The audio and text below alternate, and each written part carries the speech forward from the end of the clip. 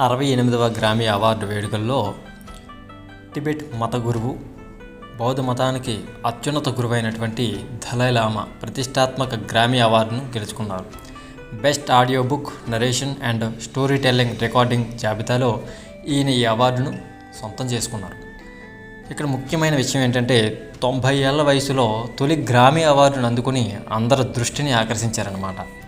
ఇది సంగీత రంగంతో పాటు సామాజిక, సాంస్కృతిక, ఆధ్యాత్మిక రంగాలను కూడా ఒక గొప్ప మైలురాయిగా నిలిచిపోయింది.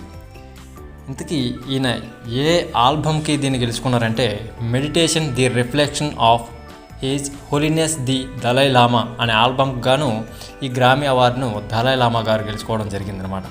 ఇందులో ఈయన తన ఆలోచనలు, సందేశాలను ఆడియో రూపంలో అందించారు. ధ్యానం, శాంతి, దయ, అంతర్ముఖ పరిశీలన వంటి అంశాలపై ఆయన స్వయంగా చెప్పిన భావాలను ఈ స్పోకెన్ వర్డ్ ఆల్బంతో ప్రజలకు అందించారు. దలైలామా చేసిన ఈ ప్రసంగాలకి సరోద్ వాయిద్యకారుడైనటువంటి అంజద్ అలీఖాన్ బ్యాక్గ్రౌండ్ మ్యూజిక్ అందించారు. ఇక సంగీత రంగంలో ప్రతిష్టాత్మకంగా భావించే అవార్డుల వేదిక ది రికార్డింగ్ అకాడమీ ఆధ్వర్యంలో అమెరికాలో కాలిఫోర్నియా వేదికగా ఈ అవార్డు ప్రదానోత్సవం అనేది జరిగిందనమాట.